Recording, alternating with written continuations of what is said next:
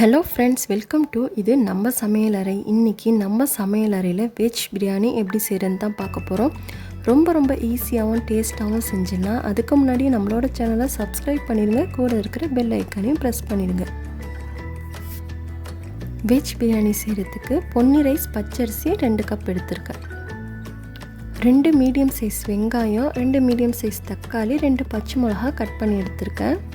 ஒரு உருளைக்கிழங்கு எடுத்திருக்கேன். 5 பீன்ஸ் போல் பொடிசாக கட் பண்ணி எடுத்திருக்கேன். ஒரு மீடியம் சைஸ் பீட்ரூட்டு, ஒரு சின்ன கேரட், எல்லாத்தையும் இந்த மாதிரி மீடியம் சைஸாக கட் பண்ணி எடுத்துக்கணும். 2 கைப்பிடி அளவுக்கு சோயா பீன்ஸ் எடுத்திருக்கேன். இதில் நல்லா ஹாட் வாட்டர் ஒரு டம்ளர் சேர்த்துட்டு ஒரு 10 நிமிஷம் வெயிட் பண்ணணும். இப்போது ஒரு 10 மினிட்ஸ்க்கு அப்புறமா இந்த மாதிரி இது நல்லா உப்பி வந்துடும். இப்போது இதில் இருக்கிற தண்ணியெல்லாம் நல்லா பிழிஞ்சிட்டு ஃபில்டர் பண்ணி எடுத்துக்கணும். இப்போது தண்ணியெல்லாம் ஃபில்டர் பண்ணி எடுத்துட்டேன். கொஞ்சம் கூட தண்ணி இருக்கக்கூடாது. நீங்கள் கைகளெல்லாம் நல்லா இதை பிழிஞ்சிட்டு எடுத்துக்கணும். நம்ம அமுக்கும் போது கொஞ்சம் கூட தண்ணி இருக்கக்கூடாது. இந்த மாதிரி ட்ரையாக இருக்கணும். 2 டேபிள் ஸ்பூன் இஞ்சி பூண்டு பேஸ்ட்டு. வெஜ் பிரியாணிக்கு தேவையான மசாலா என்னென்னு பார்த்தீங்கன்னா 1/4 டீஸ்பூன் மஞ்சள் தூள் எடுத்திருக்கேன். இதோட 1/2 டேபிள் ஸ்பூன் மிளகாய் தூள் எடுக்கிறேன். நீங்கள் காரம் அதிகமாக வேணும்னா 1 டேபிள் ஸ்பூனாக மிளகாய்த்தூள் சேர்த்துக்கலாம். இதோட 1 டீஸ்பூன் பிரியாணி மசாலா சேர்க்குறேன். கறி மசாலா 1 டீஸ்பூன் சேர்க்குறேன்.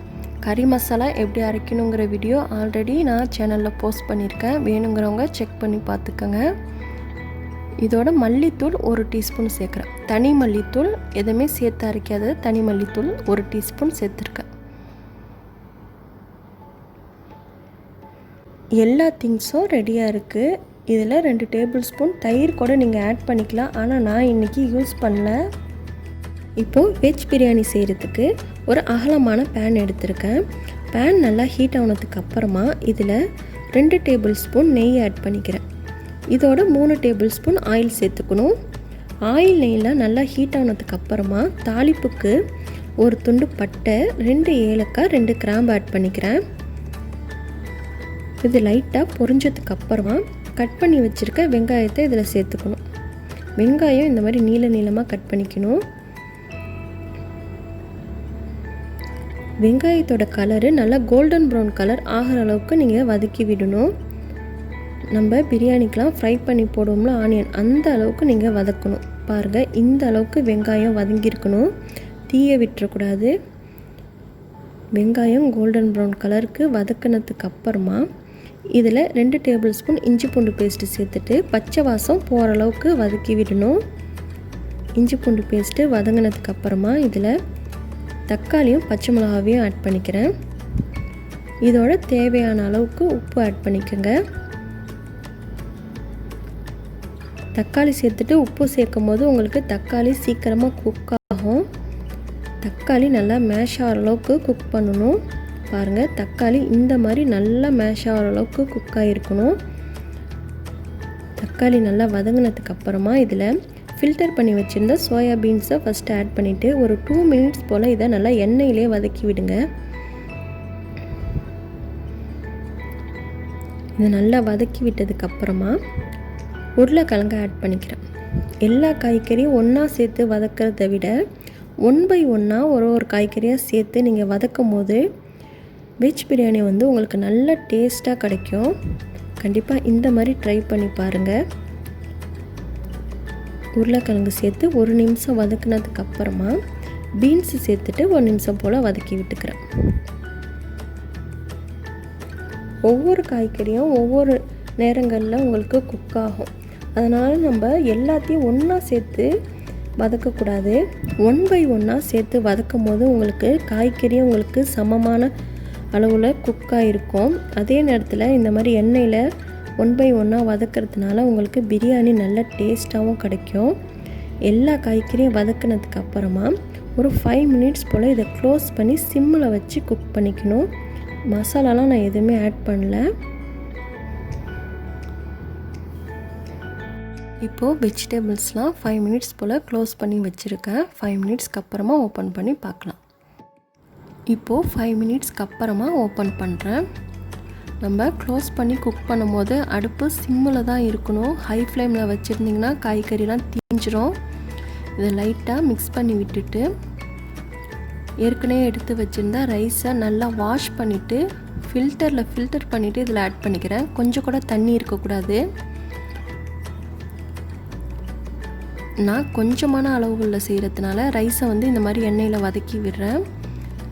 நீங்கள் அதிகமான அளவில் செஞ்சிங்கன்னா இந்த ரைஸை எண்ணெயில் வதக்கிறத ஸ்கிப் பண்ணிவிடுங்க. எண்ணெயில் ரைஸை இந்த மாதிரி வதக்கிறதுனால உதிரியாக உங்களுக்கு பிரியாணி கிடைக்கும் குழையாமல். ஒரு 2 மினிட்ஸ் போல் நல்லா மிக்ஸ் பண்ணி விட்டுட்டு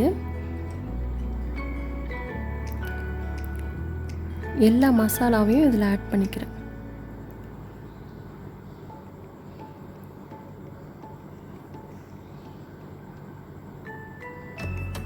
மசாலா சேர்த்துட்டு ஒன்ஸ் நல்லா மிக்ஸ் பண்ணி விட்டுடணும். நீங்கள் மசாலாவை ஃபஸ்ட்டே கூட ஆட் பண்ணலாம். ஆனால் இந்த மாதிரி லாஸ்ட்டாக ஆட் பண்ணும்போது உங்களுக்கு பிரியாணி மசாலாலாம் சேர்க்கறதுனால நல்லா கமகமன்னு வாசமாக இருக்கும். அதனால தான் நான் ரைஸ் சேர்த்ததுக்கப்புறமா நான் மசாலா சேர்க்குறேன். நீங்கள் அதிகமான அளவில் செஞ்சிங்கன்னா ஃபஸ்ட்டே மசாலா சேர்த்துட்டு அதுக்கப்புறம் ரைஸ் சேருங்க. இப்போது ஒரு 2 மினிட்ஸ் போல் இதை க்ளோஸ் பண்ணி வைக்கிறேன். 2 மினிட்ஸ்க்கு அப்புறமா ஓப்பன் பண்ணிக்கிறேன். ரொம்ப நேரம் வைக்கக்கூடாது. இதுக்கு தேவையான அளவுக்கு மல்லிக்கீரை ஆட் பண்ணிக்கிறேன். மல்லிக்கீரை ஆட் பண்ணிவிட்டு இதுக்கு தேவையான அளவுக்கு தண்ணி ஆட் பண்ணிக்கிறேன். 2 கப் ரைஸ் எடுத்திருக்கேன் இன்றைக்கி. அதனால் 4 கப் தண்ணி சேர்க்கணும். காய்கறிலாம் சேர்த்துருக்கிறதுனால 4.5 கப்பு தண்ணி சேர்க்குறேன். அப்போ தான் உங்களுக்கு கரெக்டாக ரைஸ் குக் ஆகும். பாஸ்மதி ரைஸில் நீங்கள் குக் பண்ணிங்கன்னா கரெக்டாக 4 கப் தண்ணியே போதும். ஒன்ஸ் நல்லா மிக்ஸ் பண்ணதுக்கப்புறமா சால்ட்டு செக் பண்ணிவிட்டு பத்தலைனா ஆட் பண்ணிக்கோங்க. நான் கொஞ்சமாக சால்ட் ஆட் பண்ணிக்கிறேன். இப்போது ஃபஸ்ட்டு ஒரு 5 மினிட்ஸ் வந்து க்ளோஸ் பண்ணி ஹை ஃப்ளேமில் குக் பண்ணிக்கோங்க.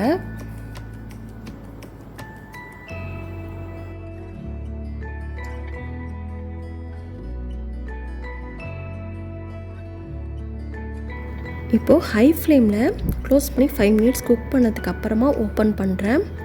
பாருங்கள், ரைஸ் இந்த அளவுக்கு குக் ஆகிருக்கு. ஒரு 75% போல் ரைஸ் குக் ஆகிருக்கு. ஒன்ஸ் இதை நல்லா மிக்ஸ் பண்ணி விட்டுட்டு மறுபடியும் க்ளோஸ் பண்ணிவிட்டு 5 to 6 மினிட்ஸ் மீடியம் ஃப்ளேமில் வச்சு குக் பண்ணணும். சிம்மில் வச்சிடக்கூடாது, மீடியம் ஃப்ளேமில் வைக்கணும். நீங்கள் லாஸ்ட்டாக தம்மில் போடும்போது தான் சிம்மில் வைக்கணும். இப்போ ஒன்ஸ் நல்லா மிக்ஸ் பண்ணிவிட்டு மறுபடியும் க்ளோஸ் பண்ணி 5 to 6 மினிட்ஸ் குக் பண்ணிக்கிறேன்.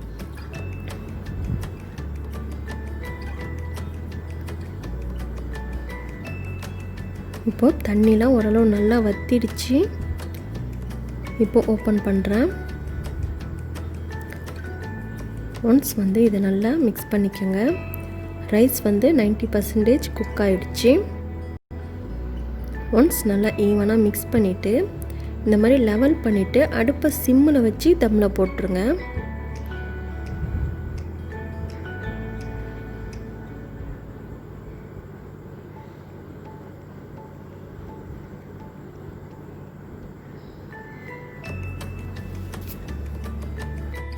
இப்போது 5 மினிட்ஸ்க்கு அப்புறமா ஓப்பன் பண்ணுறேன். நல்லா கமகமன்னு வாசத்தோட பிரியாணி ரெடி ஆகிடுச்சு. ரைஸ் நல்லா குக்காக இருக்குது.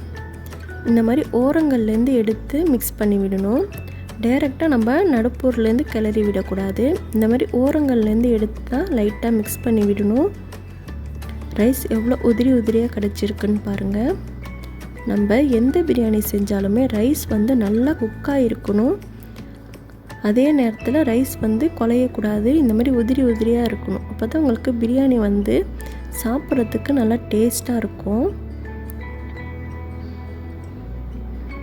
ஒன்ஸ் நல்லா மிக்ஸ் பண்ணி விட்டதுக்கப்புறமா இதில் 2 டேபிள் ஸ்பூன் அளவுக்கு நெய் ஆட் பண்ணிக்கிறேன். நான் ஆல்ரெடி சொன்ன மாதிரி இது வந்து ஹோம்மேட் கீ தான். நாங்கள் வெளியிலலாம் நெய் வாங்க மாட்டோம். கீ எப்படி செய்யணுங்கிற வீடியோ ஒரு சிஸ்டர் கேட்டிருந்தீங்க. கண்டிப்பாக இன்ஷா அல்லாஹ் நான் அந்த வீடியோவை அப்லோட் பண்ணுறவங்களுக்காக. கீ ஆட் பண்ணதுக்கு அப்புறமா ஒன்ஸ் லைட்டாக மிக்ஸ் பண்ணி விட்டால் போதும்.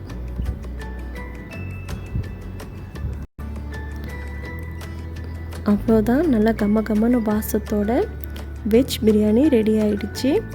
கண்டிப்பாக உங்கள் வீட்லேயும் ட்ரை பண்ணி பாருங்கள், ரொம்ப டேஸ்ட்டாக இருக்கும்.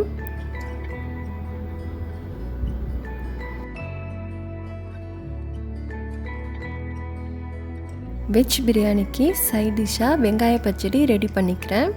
ஒரு பவுலில் நைஸாக கட் பண்ண வெங்காயத்தை உதிரியாக இதில் ஆட் பண்ணிக்கிறேன்.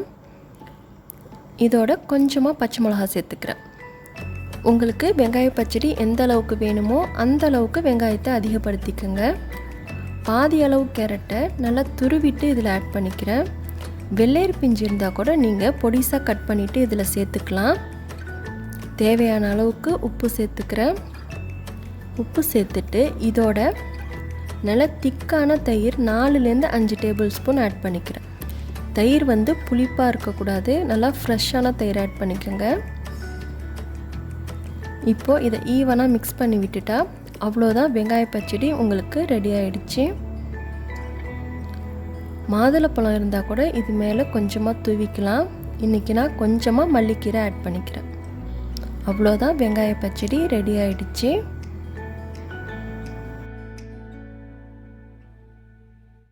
அவ்வளோதான், வெஜ் பிரியாணி ரெடி ஆகிடுச்சு. கண்டிப்பாக இந்த மெத்தடில் ஒன் டைம் உங்கள் வீட்லேயும் ட்ரை பண்ணி பாருங்கள், ரொம்ப டேஸ்ட்டாக இருக்கும்.